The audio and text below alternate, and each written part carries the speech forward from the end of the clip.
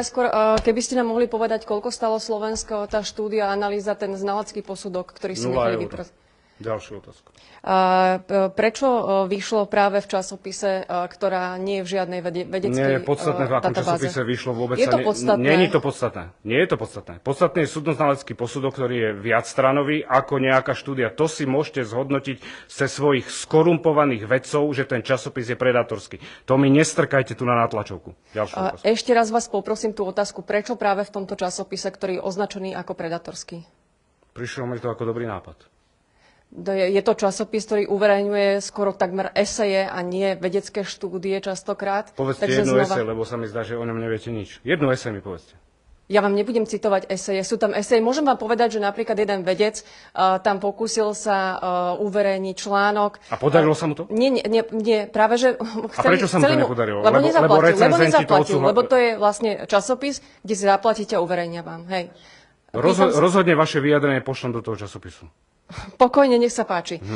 Je to štúdia, ktorá má len 8 literárnych zdrojov a 300 sú autocitácie. Podľa vášho názoru je to niečo, čo by mala vedecká obec akceptovať?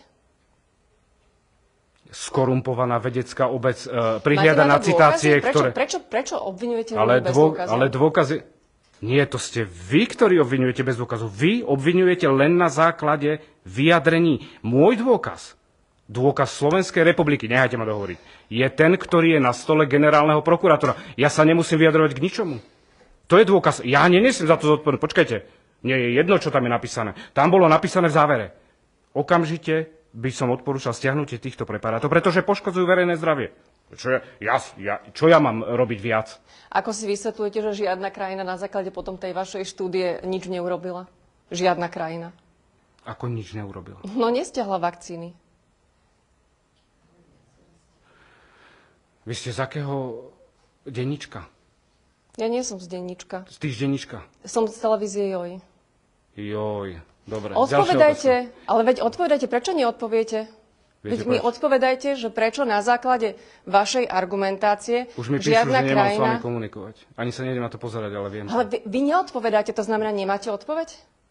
Asi keď neodpovedáte, nemáte odpoveď. Vy nemáte jediný dôkaz, vy ste totálna hanba žurnalistiky. Tak mi povedzte nie, tak povedzte jeden dôkaz, prosím vás, kedy vakcína prepísala niekomu DNA. Máte jeden dôkaz, kedy vakcína niekomu prepísala DNA?